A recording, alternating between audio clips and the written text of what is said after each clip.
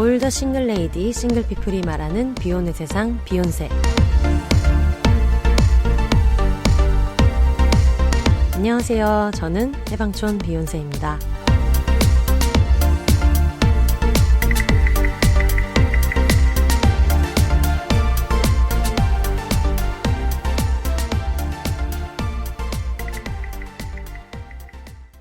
안녕하세요. 해방촌에서 글쓰는 해방촌 비혼세입니다. 비혼입니다. 지금은 5월 15일 스승의 날이고요. 무려 오후 9시입니다. 오늘 여러 가지 일들이 있어가지고 좀 바빠서 오늘은 좀 늦게 녹음을 하게 돼가지고 거의 뭐 실시간으로 나가지 않을까. 이거 편집이나 할 수 있겠나 이런 걱정이 좀 있습니다.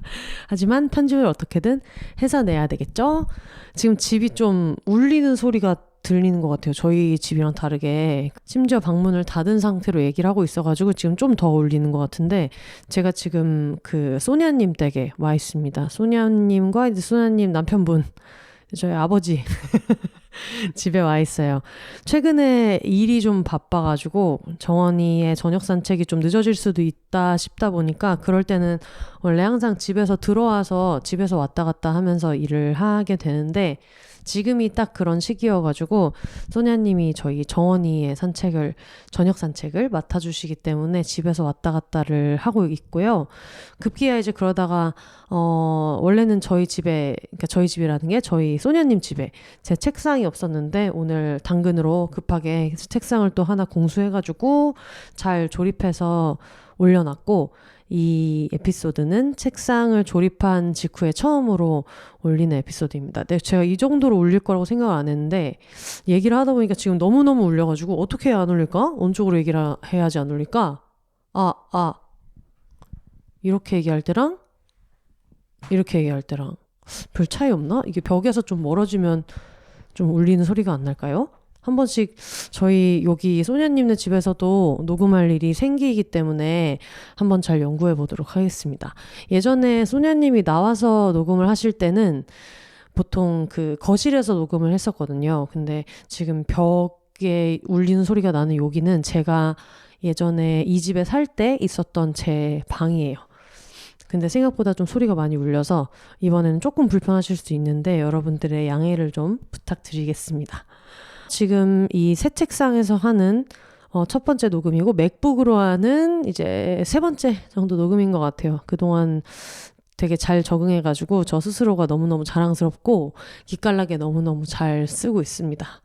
제가 지금 그 부모님 집에서 다닌다고 말씀을 드렸는데, 이제 자주 그러지는 않고 한 좀 바쁠 때, 근데 바쁜 시즌이 좀 자주 있어서, 바쁘다기보다는 이제 저녁 시간이 퇴근이 늦는 시즌이 좀 있다 보니까, 사실은 그래서 하리도 만주님한테 임시보호 부탁을 드렸던 것도 그게 이제 여러 가지 일이 시작돼서 그랬던 건데, 저 오랜만에 이렇게 집에 오래 지내다 보니까 저희 어릴 때 엄마 아빠랑 같이 살 때랑은 좀 다른 여러 가지 느낌들이 있어가지고 그런 게 가끔은 좀 재밌을 때도 있고 이제 화가 날 때도 있고 그리고 지금도 이제 문제는 제가 이렇게 방에서 큰 소리로 얘기할 일이 없잖아요. 그 방에서 얘기할 일이 없잖아요. 보통 엄마 아빠 집에 오면은.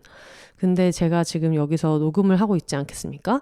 분명히 거실에서 들으실 것이다 라는 생각이 들어서, 예전에는 그냥 아무 얘기나 하고 나중에 송출되면 엄마 아빠 듣겠지 이제 이런 마음이었는데, 지금은 부모님이 쩌렁쩌렁 듣는 상황에서 얘기를 하는 느낌이어가지고 약간 마음에 불편함이 좀 있어요. 그렇지만 그거는 그거고, 저는 이제 또 저대로 이번 주에 또 해야 되는 얘기라는 게 있기 때문에 쭉쭉 해보도록 하겠습니다.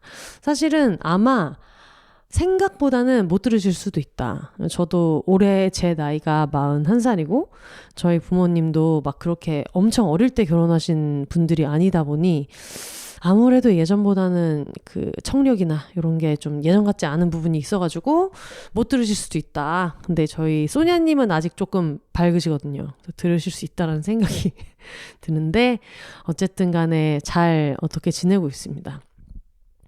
저 소냐님 얘기하다 보니까 생각이 났는데, 얼마 전에 저희 집에서, 소냐님네 집에서 자고 있는데 바깥에서 너무 막 이렇게 공사하는 소리 같은 게 들리더라고요. 근데 확실히 저희 집은 아니었고 제가 누워있는 방 위쪽에서 계속 이렇게 쿵쿵쿵 하는 소리가 나가지고 화장실 타일을 때려 부수는 것 같은 이제 그런 소리가 나는 거예요. 그래서 이제 나가가지고 아 뭐야 그러면서 너무 시끄럽다 이랬더니 이제 소냐님이 또 막 화가 나셔가지고 너무 시끄럽다. 아니 공사를 저걸 저렇게 하면 어떡하냐. 그래서 아침부터 너무너무 시끄럽다고. 아니 저거를 왜 저렇게 공사를 하는 거야? 막 이렇게 화가 나 계시더라고요. 그래서 저도 그러게 원래 저런 거 공사 같은 거 하면은 아파트 그 엘리베이터에다가 뭐 언제 공사합니다. 원래 그거 사전에 써붙이게 돼 있지 않나? 라고 얘기했거든요. 그랬더니 이제 소냐님이 아마 써붙여져 있을 거야 라고 얘기하셔가지고 그래서 신고했을 확률이 높은 공사지만 그래도 갑자기 저렇게 공사를 하면 어떡하냐 라고 화를 내시는 그런 면모를 집에서 확인할 수 있었어요. 그게 너무 저희 엄마답다 이제 이런 생각이 되게 많이 들었고, 그렇게 해서 저희가 출근을 하고 나가면은 일을 하고 들어오면 좀 많이 늦을 때가 있거든요. 뭐 도착했는데 11시 자정 이렇게 될 때도 있는데, 그러면은 이제 저는 가끔 부모님 다 주무시는데 너무 일을 열심히 하다 와가지고 그냥 자기 전에 맥주 한 잔 먹고 자고 싶은 이제 그런 마음이 있잖아요. 다 자는데 달그락달그락 그런 맥주 따는 소리 내고 이런 게 좀 그렇다 생각해서 그냥 잘까 생각을 했다가 아니야 내가 이거를 이 시간까지 이렇게 일을 했는데 뭐라도 좀 해야 되지 않을까? 라는 생각으로 되게 용기를 내서 이제 냉장고로 갔단 말이에요. 맥주를 꺼내서 조용히 닫고, 사실 이게 나이 41살에 이제 갑자기 이렇게 하려다 보니까 부모님 몰래 나쁜 짓 하는 그런 느낌이 들기는 했지만, 어쨌든 나는 그래도 다행히 이제 방에 TV는 있으니까 TV 보면서 뭔가를 마셔야겠다 해서 겨우겨우 힘들게 맥주를 따서 이제 살금살금 들어갔는데, 그러고 나서 술이 좀 되니까 너무 먹고 싶은 게 생기는 거예요. 이제 또 술 마시면 국물 땡기고 그런 게 있어가지고. 근데 제가 어릴 때 저희 언니도 아마 기억하고 있을 텐데, 언님도 기억할 텐데, 김치찌개 같은 거를 끓여놓으면은 어릴 때 저희가 식탐이 진짜 많았거든요. 엄마 아빠가 밥을 진짜 맨날 많이 주는데도 항상 식탐이 많아서 자다가 이제 일어나서 혹은 엄마 아빠 잘 때까지 이렇게 기다렸다가 김치찌개에 있는 돼지고기 같은 거를 이제 막 건져 먹고 그랬거든요. 저희 언니하고 저하고. 그랬던 시절이 있는데, 제가 지금 제 나이 41살에 엄마 아빠에게 어떤 강아지의 보조돌봄의 도움을 받으면서 살금살금 이제 주방에 나가가지고 저희 주방이랑 또 안방이랑 붙어 있어요. 근데 조용조용 나가서 이렇게 탁탁탁탁탁탁 소리 내면서 가스레인지를 또 켜가지고 저희 엄마가 아침에 먹으라고 이제 끓여놨던 국이 있었는데, 그게 뭐라 그러죠? 능이백숙 같은 데 넣는 능이버섯 있잖아요. 능이버섯에 두부 넣은 좀 찌개 같은 게 있었는데, 그게 진짜 지금 너무 딱이다라는 생각이 들어서 탁탁탁탁 소리를 내면서 가스레인지를 켜가지고 그거를 이제 살금살금 국자로 퍼먹기 시작하는 거예요. 근데 그게 너무 맛있어서 소냐님한테는 얘기하지 않았지만, 소냐님이 그래 너 어제 뭐 먹은 거 같더라? 라고 얘기해서 그냥 이러고 말았는데, 사실은 한 3번을 퍼먹었어요. 큰 국그릇으로 3번을 퍼먹었는데, 나중에 되니까 이제 저는 이제 술이 좀 올라오면서 저는 좀 과감해지고 그러면서 느꼈던 건데, 이게 좀 슬픈 부분이기도 하지만 이제 부모님 두 분 다 이제 예전처럼 이렇게 막 잠기가 엄청 막 밝아가지고 막 바스락 소리에도 깨고 그러지 않으시기 때문에 나중에는 그냥 신경도 안 쓰고 막 이것저것 다 찾아 먹고 그러면서 집에서 혼술을 좀 즐겼습니다. 근데 제가 원래 저희 집에 항상 편의점처럼 뭐 과자 뭐 온갖 종류의 막 치즈 거의 뭐 편의점 수준으로 안 나가도 될 정도로 항상 웬만한 술안주를 다 구비해 놓는데, 일단은 엄마가 끓인 찌개가 있다는 것이 너무너무 좋긴 하지만 또 이렇게 집어먹는 주전부리 같은 게 아무래도 없잖아요. 당연히 없잖아요. 계속해서 찾다가 어젠가 그저께인가 냉동실에 엄마가 반찬하려고 사놨던 오징어 실채 이런 게 있어가지고 이런 게 있네 그러면서 이제 꺼내가지고 이제 야금야금 맥주랑 너무너무 맛있게 먹었고, 그거랑 또 이제 바깥에 부모님이 밥 먹으려고 사놓은 김 같은 걸 또 꺼내가지고 또 신나게 안주로 먹었어요. 아마 엄마 아빠 지금 뭐 방송 들으면서 이놈이 이걸 이렇게 집어먹구나 아실 텐데, 오징어 실체를 먹는데 너무 맛있어서 이거 되게 괜찮은 생각이다. 근데 원래 항상 마른 오징어를 되게 좋아하긴 좋아하는데 그거를 먹으려면 사실 턱이 나갈 것 같은, 그래서 나중에는 막 거의 두통이 오는 것처럼 그럴 때도 있는데 아주 가느르니 맛있더라고요.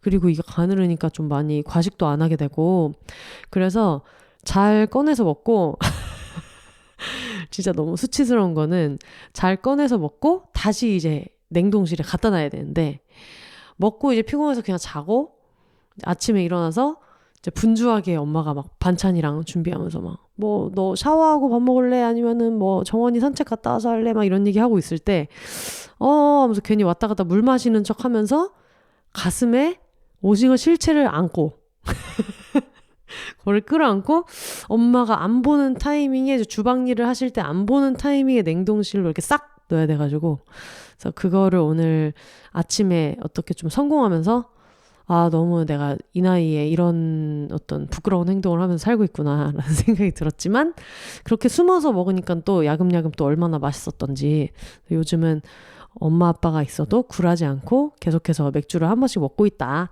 어제도 좀 제가 늦게 들어와서 있다가 제가 막 너무 목이 마르고 이래가지고 너무 맥주 먹고 싶다 막 생각을 한 거예요. 근데 그랬다가 맥주 먹을 타이밍이긴 한데 아빠가 서재에서 안 주무셔가지고, 그래서 엄마는 주무시는데 아빠가 잠이 들지 않은 상태로 계속 서재에 있어서, 이제 저희 집 구조가 주방에 가면은 무조건 서재에서 볼 수밖에 없어요. 저희 집 그 거실 바깥으로 이제 보이는 거실 통유리를 기준으로 하면 그 통유리에 반사되는 딱 그 두 방이 있는데, 하나는 저희 아버지 서재고 하나는 주방의 절반 정도가 보이거든요.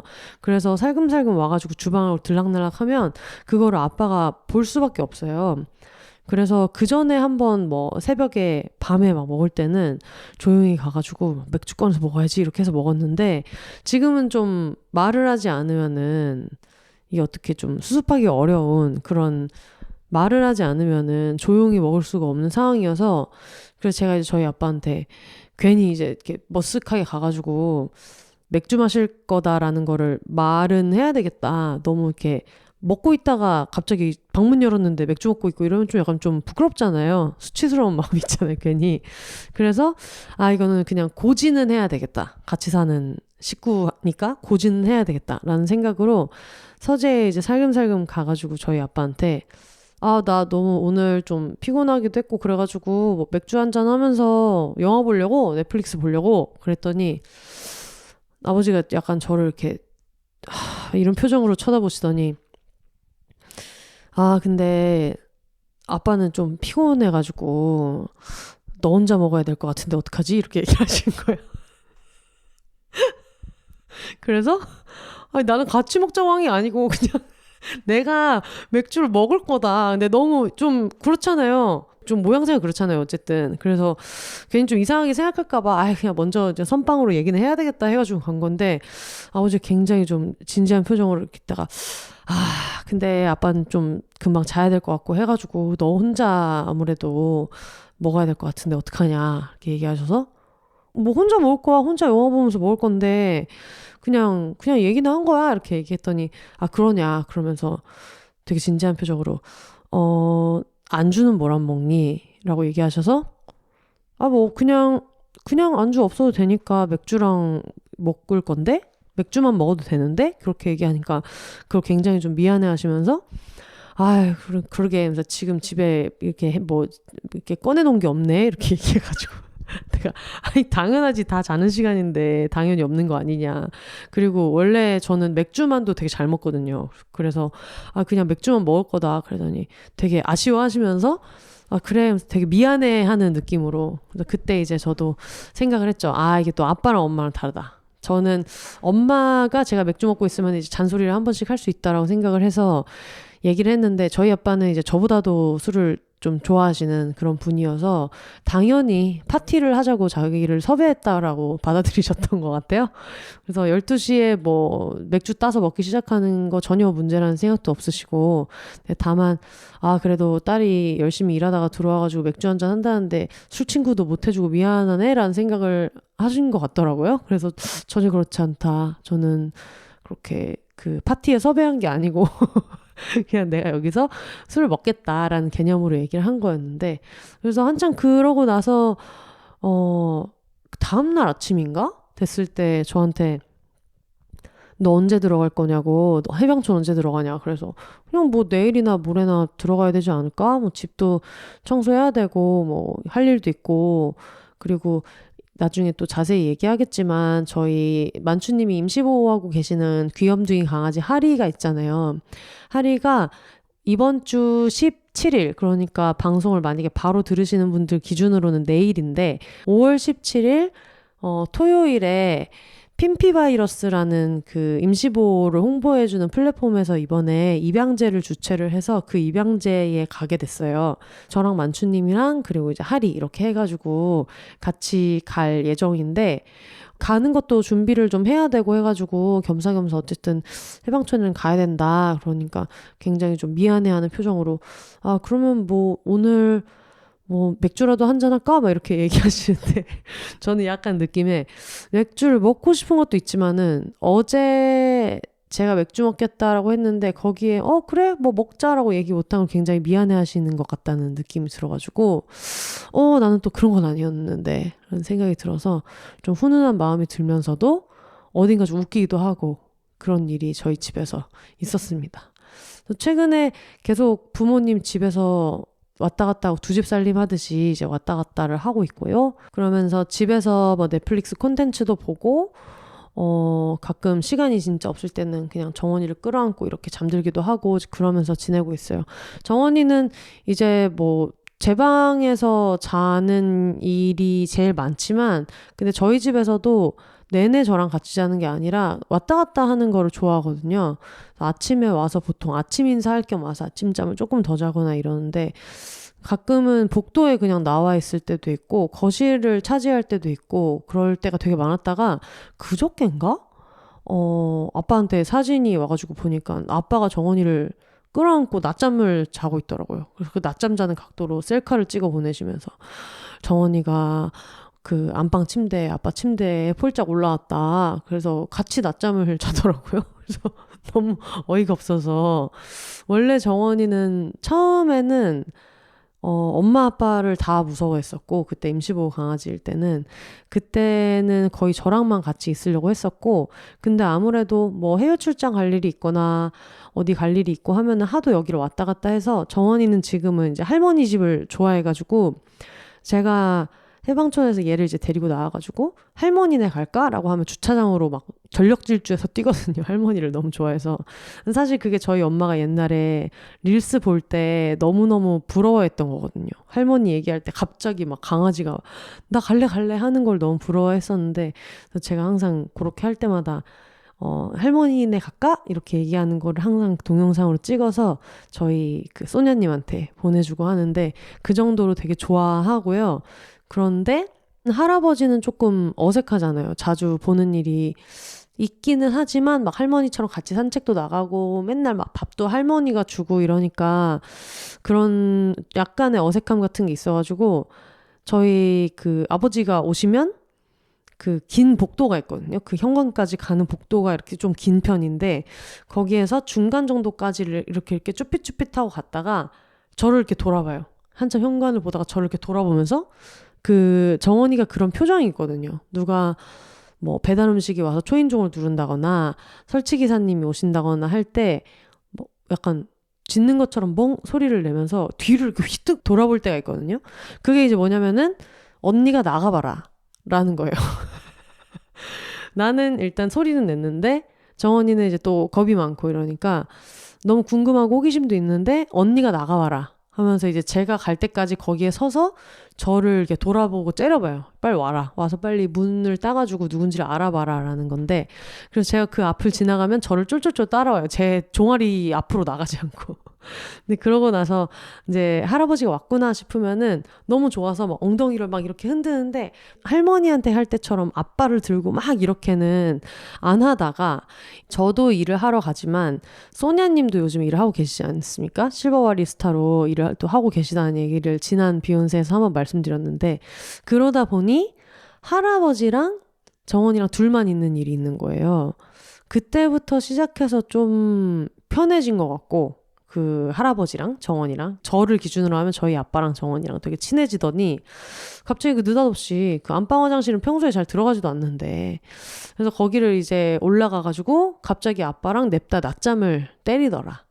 그것도 좀 신기하다라고 생각을 했었는데 더 신기한 일이 어제 있었어가지고 아빠가 나갔다가 아무도 없는 집에 아빠가 들어와서 정원이를 찾았는데 없어가지고 얘는 그냥 또 해방촌 갔나? 막 이러고 있었는데 거실에도 애가 없고 저희 방에도 없고 안방에도 없어가지고 어디 갔나 이렇게 두리번 하고 있는데 서재를 가보니까 정원이가 그 서재에 있는 그 회전 의자 있죠. 회장님 의자 같은 약간 그런 그 빙글빙글 돌아가는 좀 안정적인 의자를 저희 아빠가 쓰시는데 그 의자에 앉아 있어서 세상에 서재 책상 의자에 앉아 있어가지고 굳이 그 불안정한 데를 왜 올라갔을까?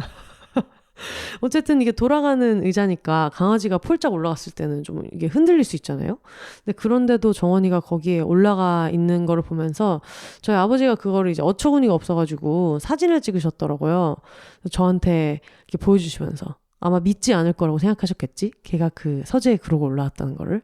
그래서 저를 이렇게 보여주면서 정원이가 여기로 올라왔어? 그러면서 약간 할아버지의 어떤 분위기와 채취가 좋았던 게 아닌가 라는 느낌을 받으신 것처럼 조금 이런 흐뭇한 표정으로 얘기를 하셔가지고 제가 요 사진은 너무 귀엽기 때문에 비욘세닷컴이랑 인스타그램이랑 비욘세 트위터에 X에 계정에 올려놓도록 하겠습니다. 정원이 주변을 이제 좀 잘 안 보이게 블러 처리를 잘 해가지고 그래서 올려놓을게요. 그래서 어이없이 그 회장님 의자에 앉아가지고 저희 아버지를 째려보고 있는 정원이를 만날 수 있습니다.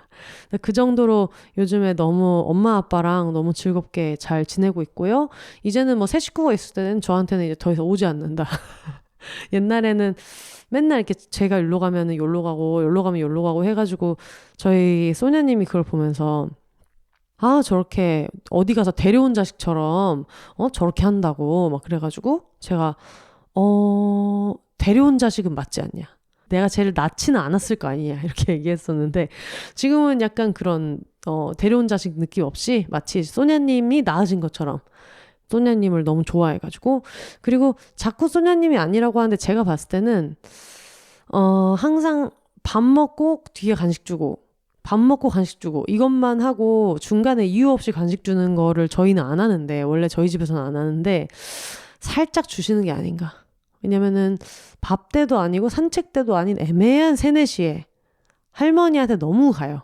엉덩이를 막 흔들면서 할머니한테 가가지고 막 앞발을 들고 얼굴을 부비고 막 이래가지고 지금 소냐님 굉장히 좀 아니라고 부인하시고 계시지만은 뭔가를 계속 줬을 수 있다라는 생각이 들고 근데 주변에 뭐 애 키우는 분들 많이 아시겠지만 사실 그 할머니가 아기를 봐주는 상황에서 이래라 저래라 이렇게 할 수 없는 부분이 또 있어가지고 그냥 모르는 척 하고 있습니다. 또 뭐 좋네 이렇게 얘기해봤자 그러면은 뭐 네가 데리고 가서 키워라 라고 할 수 있기 때문에 당분간은 좀 바빠서 그래도 일주일에 한 3일 정도는 왔다 갔다 하면서 지낼 수 있기 때문에 일단은 약간 납작 엎드려서 납작 엎드리진 않았고요. 자기 주장을 하면서도 어쨌든 제 마음대로 이래라 저래라를 원하는 만큼 원대로는 못하면서 그렇게 친하게 잘 지내고 있습니다. 아까 제가 하리 입양제 얘기를 했었죠. 이게 어디서 하는 거더라? 강아지 운동장도 막 있고 되게 행사가 다양하더라고요. 5월 17일 토요일 인천 다남숲 멍빌리지에서 진행되고요. 제2회 핀피 입양제에 나갑니다. 근데 여기 너무 귀여운 게 행사 소개가 있는 거예요. 근데 행사 소개에 무슨 그 강아지들이 하나하나 레드카펫을 이제 걷는 그러니까 참가 번호 몇 번 이렇게 그런 느낌으로 런웨이를 걷는 것 같은 행사가 있다고 해가지고 하리의 인보가족분들이 같이 걷게 될 것 같은데 그런 것도 너무 귀여울 것 같고 이때 오시는 분들이 하리를 기억하실 수 있게 왜냐면 그 자리에 되게 많은 강아지들이 있을 거잖아요. 근데 그러면은 우리 하리를 기억하지 못할 수도 있겠다라는 생각이 들어서 하리 명함을 준비를 해놨어요. 하리에 대한 어떤 설명과 그리고 하리 관련된 인스타나 이런 링크로 갈 수 있는 QR코드 같은 걸 찍어서 하리 명함을 이제 만들어서 거기서 만나는 분들한테 막 여기저기 나눠줘야겠다 생각하고 있는데, 제 딴에는 이거를 되게 빨리 한다고, 이거를 화요일 낮에 주문을 넣었나? 이럴 거예요.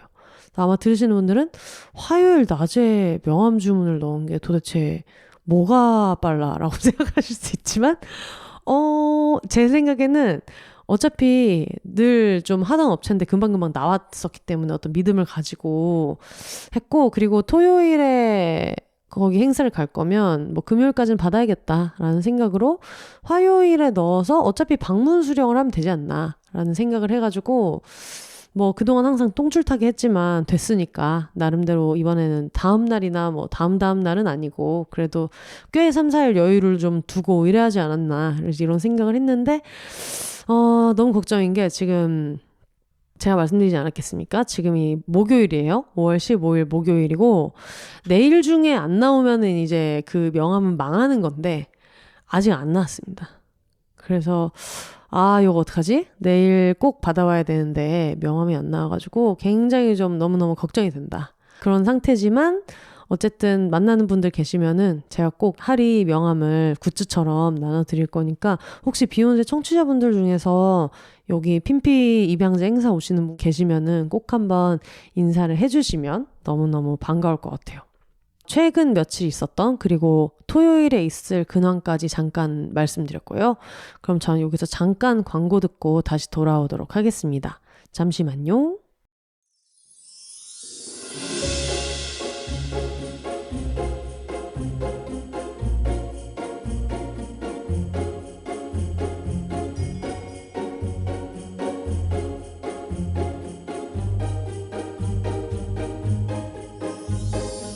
비욘세 팟캐스트를 가장 빠르고 가깝게 만날 수 있는 곳, 바로 비욘세닷컴입니다. 비욘세 티셔츠, 공식 맥주잔 같은 공식 굿즈부터 책 미루리라 오늘 헤어졌다, 난 슬플 땐 봉춤을 춰도 묶음 배송으로 함께 구매하실 수 있습니다. 팟캐스트 비욘세와 함께 홍보하고 싶은 게 있으신가요? 음원 광고, 브랜디드 콘텐츠 혹은 그 밖의 새로운 제휴 아이디어도 비욘세닷컴에서 기다리고 있겠습니다. 마음에 든 에피소드가 있으셨다면 1,000원부터 자유롭게 셀프 청취료로 응원해주세요.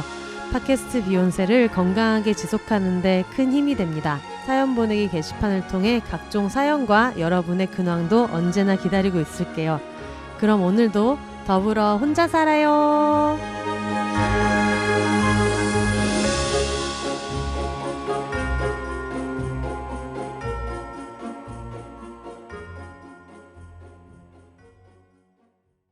네, 광고 듣고 오셨습니다. 제가 부모님 몰래 맥주 마시면서 본 영화와 콘텐츠 얘기를 해보려고요. 이제 주기적으로 콘텐츠 소개를 해보겠다라고 했는데, 뭔가 심도 있는 얘기보다는 그냥 매주 하진 않는군요. 매달 정도는 아마 얘기할 수 있을 것 같아서 최근에 본 것 중에 좀 흥미로운 것들, 재밌었던 것들, 이런 얘기를 해보려고 하는데, 일단 첫 번째로는 요거는 영화인데 넷플릭스에 올라온 지 얼마 안 됐더라고요. 그래서 일단은 나오자마자 거의 바로 봤는데, 논나라는 영화를 봤습니다. 이게 논나스라고, 넷플릭스에는 원래 제목은 NONNAS 논나스라고 돼 있고, 이 논나가 할머니라는 뜻이래요. 그래서 밀라논나 선생님도 결국은 밀라노 할머니 이런 뜻으로 밀라논나로 쓰시는 걸로 알고 있는데, 한국어로는 그냥 논나 이렇게 번역이 됐습니다. 사실 여러 번 얘기를 하긴 했지만은 논나라는 게 할머니를 뜻하는, 이탈리아 할머니를 뜻하는 말이다라는 거를 모르는 사람들도 있을 텐데, 제목이 그냥 논나 이렇게만 돼 있어서 포스터에서 느껴지는 그 분위기랑 포스터가 궁금해서 눌러보고 거기에 상세 내용이 있는 거를 보고 나서야 좀 이런 내용이구나 하는 걸 추측하게 되더라고요. 근데 좀 할머니들이 나와서 노년의 여성들이 와르르 나오고, 음식에 대한 이야기도 있고 그래가지고 궁금해서 포스터를 보고 클릭해서 일단은 보게 됐고 일단 내용을 먼저 설명을 해드리면 좋겠네요. 먼저 넷플릭스에서 내놓은 공식 소개는 사랑하는 어머니를 잃은 남자, 어머니를 기리기 위해 모든 것을 걸고 시작한 도전은 진짜 이탈리아 할머니 셰프 논나들과 함께하는 특별한 레스토랑을 여는 것이라는 소개가 나와 있어요. 2025년 5월 9일에 나왔고 스티븐 크보스키 감독이 감독한 작품입니다. 아까 줄거리에서 설명했던 것처럼 어떤 남성이 어머니가 돌아가시면서 이제 어머니와 있었던 추억 이런 것들을 생각을 하는데 그 어머니와 있었던 추억 중에는 항상 그 어머니와 할머니와 함께 지냈던 시간들이 있는 거예요.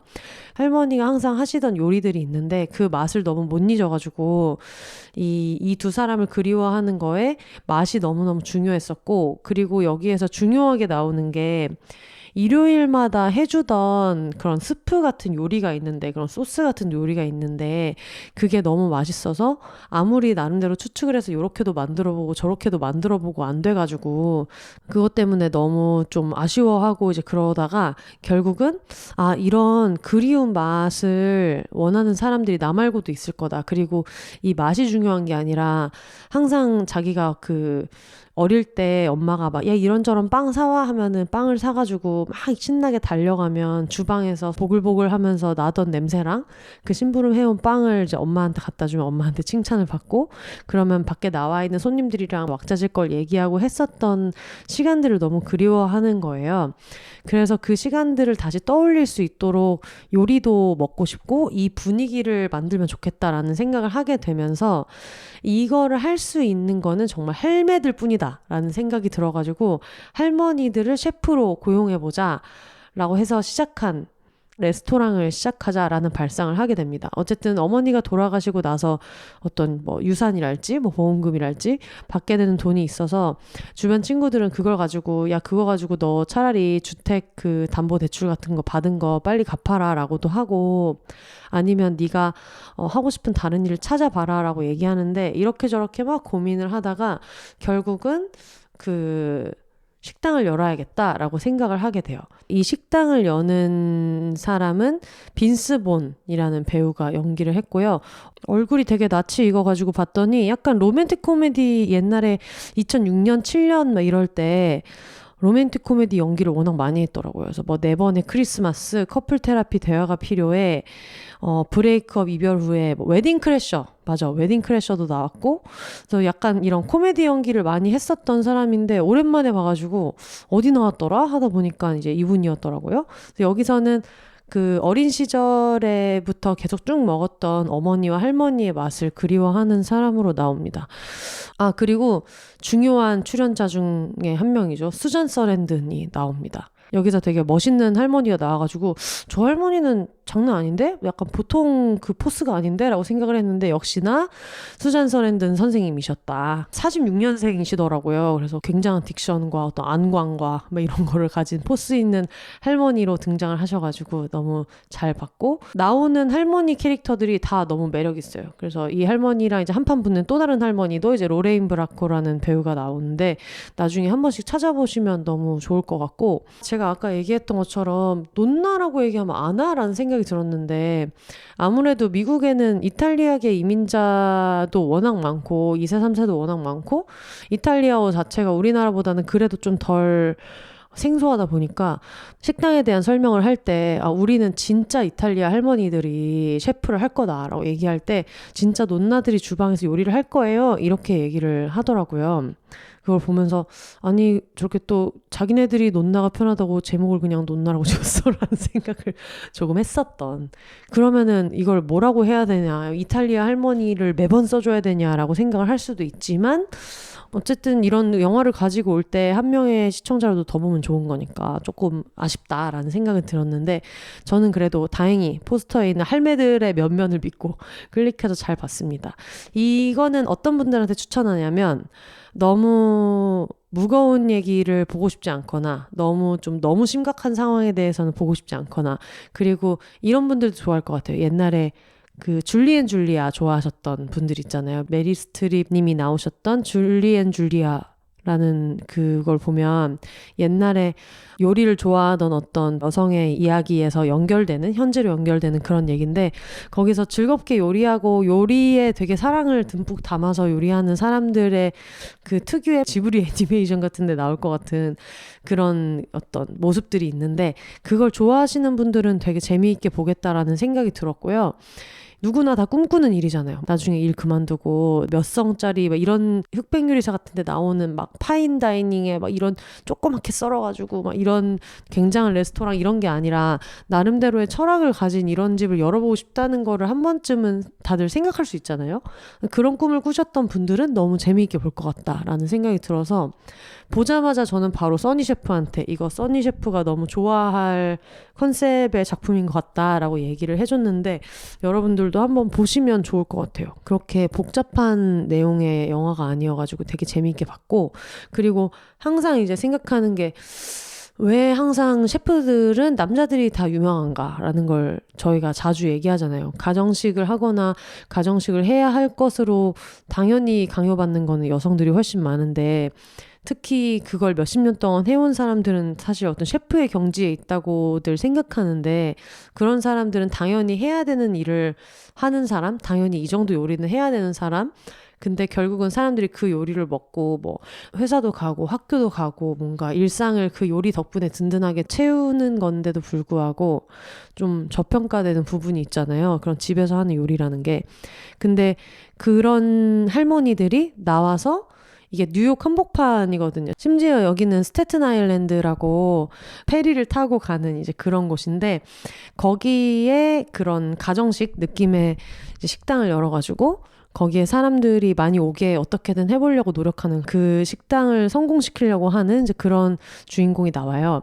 근데 이걸 보면서도 약간의 물론 그런 씁쓸한 부분이 있지. 이게 사실 이탈리아 할머니였기 때문에 이게 가능했었고, 수많은 우리나라 할머니들이 뭐 당연히 막 김치 몇 종류씩 하시고 이런 걸 굉장히 좀 당연하게 알고, 특히 우리나라의 그 노년의 요리를 하는 분들의 임금은 진짜 낮게 책정돼 있잖아요. 그게 아니면 아예 무슨 어떤 뭐 명장, 장인, 뭐 몇 대째 뭐 시간장을 담그시는 뭐 이런 게 아닌 이상해야 그냥 집에서 쭉 한국 요리를 하면서 가정에서 아이들을 막 먹이고, 그렇게 해서 노인이 되신 분들한테는 그렇게 각광받지 못한 경우가 많은데, 아무래도 이게 뉴욕이고 이탈리아 음식이었기 때문에 가능한 게 있었겠다라는 제한점은 있어서 약간의 씁쓸한 마음이 들기는 하지만, 그렇게까지 깊게 생각하지 않는다면은 어쨌든 내가 하는 요리가 이렇게 대단하게 팔린다거나 평가받은 적이 없고, 항상 그 가정 안에서 아니면 주변 지인들한테 맛있는 거 해주고 이렇게 살아오신 분들이 당연하다는 듯이 해왔던 요리를 가지고 사람들의 인정을 받고 또 새로운 손님들을 만나고 이런 이야기들이 그려져 있어서 그게 너무 인상적이었었고, 그리고 또 그게 한 명이 아니라 여러 명의 할머니가 있잖아요. 할머니들끼리 서로 다 이제 생판 모르는 사람들이지만 으쌰으쌰 같이 노력하는 모습도 좀 인상적이었고 해서 한번 보시면 너무 좋겠다라는 생각이 들어요. 끝날 때쯤에 이 레스토랑이 실제로 있고 실제로 있었던 이야기를 이제 기반으로 한 거다라는 게 안내가 이제 크레딧이 나올 때 같이 나오는데, 지금은 이탈리아 할머니들 뿐만 아니라 전 세계의 다양한 할머니들이 들어와서 음식을 하고 계신다고 하더라고요. 왠지 또 이미 넷플릭스에 올라왔기 때문에 예약하기는 이미 망했다는 그런 생각이 들기는 하지만, 다음에 또 뉴욕에 갈 일이 있다면은 이 식당에 한번 가보고 싶다라는 생각이 들더라고요. 그러면서 또 동시에 이게 약간 한국 사람이다 보니까 어쩔 수 없이 할매들이 음식을 해봤자 얼마나 잘할 것인가, 한국 할매들보다 잘할 것인가라는 생각이 또 들면서, 인터내셔널 할머니들이 또 일을 하신다고 하니까 한국 할머니도 한번 가서 해보시면 좋겠다, 그런 생각이 들었어요. 일단은 뭐 다른 것보다도 그렇게 러닝타임이 길지 않아서 이게 112분, 그러니까 1시간 50분 정도 되는 영화여가지고, 왜 이런 넷플릭스 콘텐츠 볼 때 하나 보고 나면은 너무 막 몇 개씩 보게 돼가지고 막 하루가 다 망하고 이런, 특히 재택근무 하시는 분들 걱정하시는 분들 되게 많은데, 가벼운 마음으로 볼 수 있고 그런 정서적인 트리거 같은 거 그렇게 많이 없이 보실 수도 있을 것 같고요. 그리고 저는 이제 개인적으로 여기에서 우리 현대인들이 배워야 할 점이라고 하면은 아무래도 특히 이런 직장인이 이제 이분도 자기 회사가 따로 있으신 분이고 거기 출퇴근을 하시는 분인데 자기가 지금 어떤 나름의 적이 있는 상태에서 식당을 열고 싶다. 절대로 무턱대고 열면 안 된다는 거예요. 일을 하면서 병행을 한 다음에 이제 괜찮다 싶을 때 이제 넘어야 된다라는 굉장히 큰 교훈을 주는 그런 영화고요. 그래서 좀 주인공이 좀 똘똘하다. 나름대로 체계가 있는 사람이다라는 생각도 들었고, 그리고 그 주인공을 위해서 주변에서 서포트해주는 든든한 친구들 얘기도 좀 훈훈했고 그래가지고 한번 보시면 좋을 것 같아요. 그리고 또 하나 봤던 것 중에 좀 인상 깊었던 것은 이거는 뭐 너무 명확하게 주인공 때문에 봤습니다. 소피아 베르가라라는 모던 패밀리를 보셨다면 아마 아시겠죠? 모던 패밀리에서 글로리아 역할을 했었던 소피아 베르가라가 주인공으로 출연을 했고 사실상 원톱 주연으로 출연을 했고요. 그리고 제작을 직접 했더라고요. 제작자들에도 이름을 올려가지고 이것도 굉장히 이제 보통 간지가 아니다라는 생각을 했고 미국에서 만든 작품이고 이것도 넷플릭스 오리지널 인 것 같아요. 아니면 죄송합니다. 작년에 나왔던 시리즈고 작년 1월 25일에 나왔더라고요. 여기에서 소개하고 있는 내용을 그대로 읽어드린다면은 콜롬비아 메데인이 왜 그 마약 때문에 나르코스 같은 거 보신 분들은 아마 들어본 이름일 텐데 또 아마 나름대로 곡성이나 이런 것처럼 메데인에 사시는 분들은 이것 때문에 좀 약간 가슴이 아프실 거예요. 메데인에 더 아름다운 게 많은데 그놈의 나르코스 때문에 우리를 마약 이렇게밖에 기억을 못한다라고 아쉬워하시는 부분도 있을 것 같은데 어쨌든 콜롬비아 메데인을 떠나서 마이애미, 미국 마이애미 마약 제국의 데모로 우뚝 선 그녀 그리셀다 블랑코의 여정을 다룬 실화 바탕의 픽션 드라마입니다. 이게 완전히 실화는 아니고 근데 실존했었던 인물은 맞는데 거기에 픽션을 좀 많이 가미해가지고 만든 드라마고요. 그리고 아까 얘기했던 것처럼 이게 또 시리즈가 너무 길면 그러니까 나르코스 지금 시작하려고 하면 정말 큰일 나거든요. 그리고 왕좌의 게임도 저도 늦게 시작해가지고 굉장히 좀 고생을 했었는데 이거는 6부작이에요. 금방 보실 수 있고 물론 뭐 하나하나가 그렇게 짧은 작품은 아니지만 그래봤자 뭐 50분 정도고 1시간 20분 막 이렇게까지 길어지는 게 많이 없어서 저는 편하게 잘 봤고 그리셀다 블랑코라는 어떤 여성의 이야기인데 제일 처음에는 예전에는 콜롬비아에 살 때는 성노동도 했었고 나중에는 이제 결혼을 해가지고 마약과 관련된 어떤 일을 하면서 아들 셋이랑 같이 콜롬비아 메데인에서 이제 남편이랑 같이 조금은 약간 착취적인 결혼 생활을 하고 있다가 나중에 어떤 계기로 인해서 미국으로 오게 되는데 애들 셋을 데리고 미국으로 건너오면서 거기에서 나름대로 정말 완전 밑바닥부터 아무것도 없이 미국에서 거대 마약 카르텔을 거의 이제 만들다시피 해가지고 정상까지 섰었던 그러나 당연히 뭐 이런 사람들의 말로가 다 그렇듯이 말로는 당연히 좋지 않지만 어쨌든 이 사람의 일대기를 그린 그런 작품이에요. 그러니까 사실 그냥 찜플하게 얘기하면은 범죄자죠. 마약을 파는 범죄자고 그리고 당연히 그 과정에서 여러 가지 범죄를 저지르게 되는데 아무것도 없었던 여성이 그 정점까지 가는 데에 겪는 여러 가지 일과 이 사람이 어떤 중요한 순간마다 그걸 어떤 깡다구로 헤쳐나가는가에 대한 이야기예요. 예전에 제가 한번 남부의 여왕이라는 거를 추천해드린 적이 있는지 모르겠는데 이것도 결국은 그런 막 마약왕 어떤 조직의 보스처럼 되는 이야기인데 그 주인공도 정말 아무것도 없는 무일푼의 남성의 완력 위주로 폭력적인 환경에서 자기 온몸으로 살아남아가지고 정점까지 오르는 그런 이야기인데 여기에서도 마찬가지로 그런 스토리가 나와 있어요. 나르코스 재미있게 보셨거나 이런 종류의 작품을 좋아하시는 분들은 즐겁게 보실 것 같고 저는 일단 소피아 베르가라를 되게 좋아해가지고 그래서 이번에 되게 인상 깊게 봤어요. 일단 원래 제가 소피아 베르가라를 되게 인상적으로 봤던 그리고 아마 굉장히 많은 사람들이 알고 있을 거는 모던 패밀리잖아요. 어쨌든 근데 모던 패밀리를 보면 거기에서 되게 나이든 백인 남성과 결혼한 콜롬비아 여성을 연기를 하잖아요.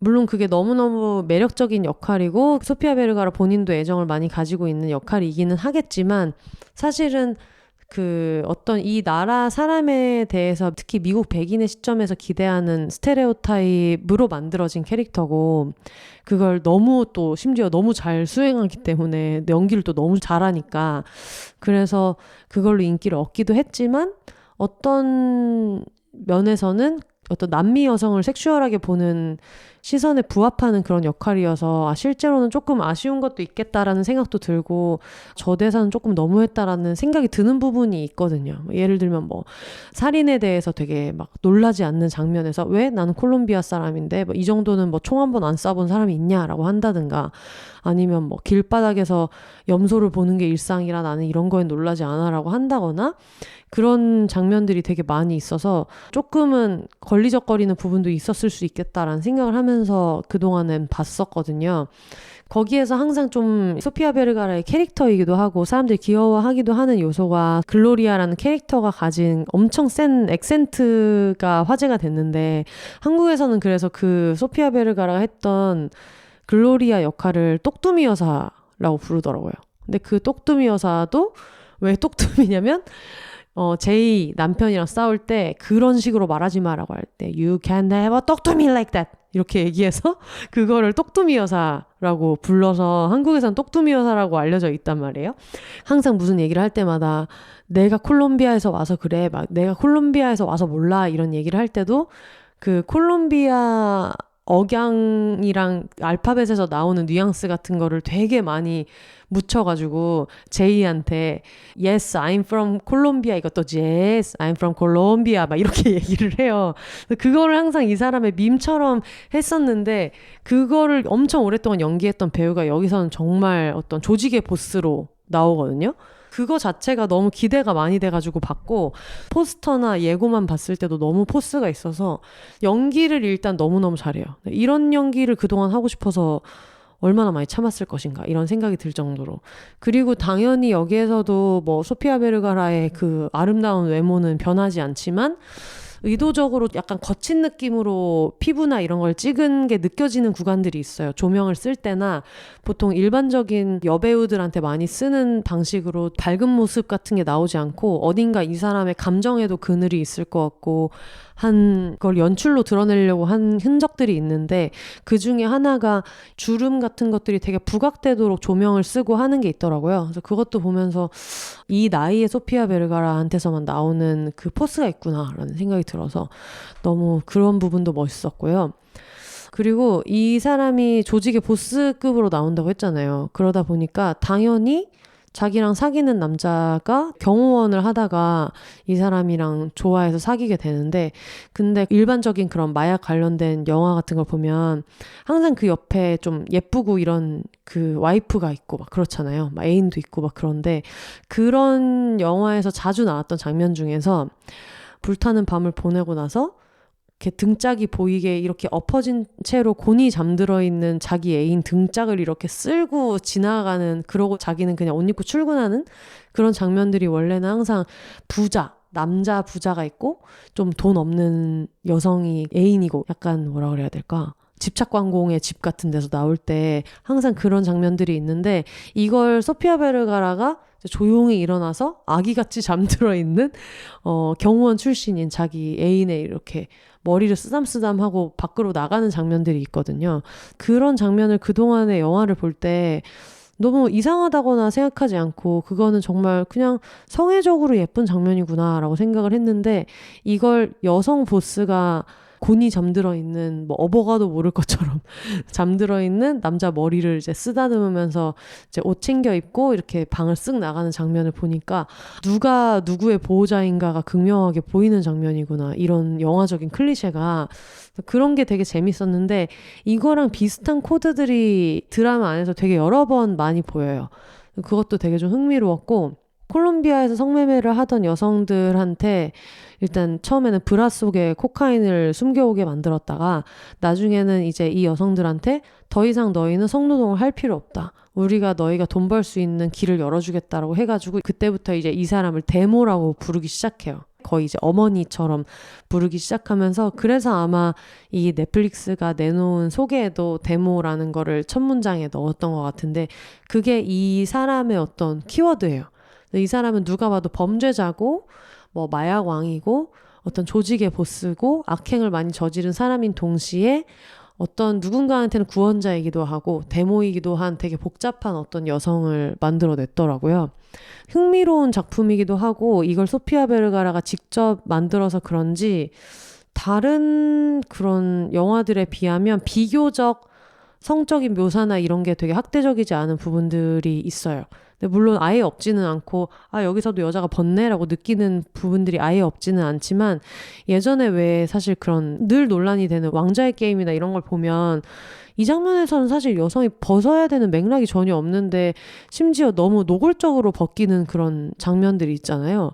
예를 들면 저는 제일 충격이었던 게 그거거든요. 어쨌든 한 나라의 왕비였던 사람을 이 사람이 뭔가를 잘못한 게 발각됐을 때 그 국민들이 다 보는 앞에서 나체로 그 거리를 활보하게 하는 걸 이제 형벌처럼 주는 경우가 있는데 사실 한 번씩 약간 이런 미국식 근본 없는 연출에 대해서 어처구니 없을 때가 되게 많지만 어떤 한 왕조의 정당성이나 이런 거를 위해서라도 마지막까지는 안 보여주는 밑바닥이라는 게 있는데 왕비가 되게 잘못한 것들이 들통났다고 해서 그거를 일반 국민들한테 완전 나체인 상태로 걸어다니게 한다는 게 이제 말이 안 되는데 그런 개연성을 생각하거나 해도 말이 안 되는 장면을 굳이 넣어가지고 이거는 그냥 감독이 약간 쥐하고 싶은 걸 한 거 아닌가라는 생각이 드는 구간들이 되게 많았거든요. 특히 왕좌의 게임 중 그런 논란이 많았고.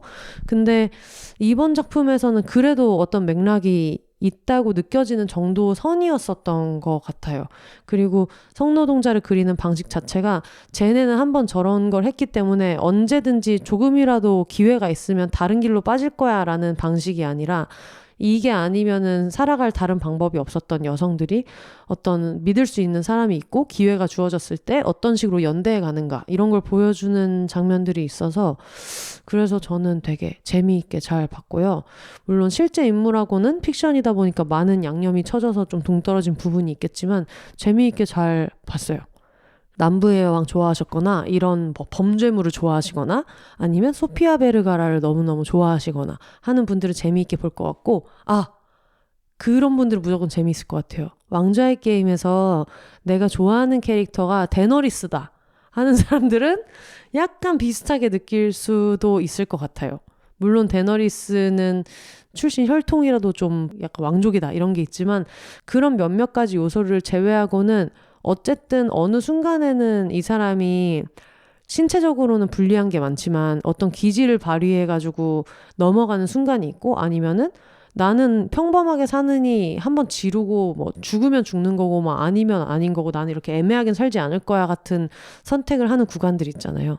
되게 많이 겹쳐 보이는 부분이 있고 어느 순간에는 뭔가 이 사람이 미쳐가고 있구나. 이 권력에 눈이 멀어서 미쳐가고 있구나. 그런데 그 미쳐가는 원인 자체가 사실은 그 맥락이 약간 이해되기도 해서 말리고 싶지만 좀 가슴 아파서 약간 이 캐릭터에 더 이입이 되는 부분이 있는데 그것도 데너리스랑 저는 되게 비슷하게 느꼈었거든요.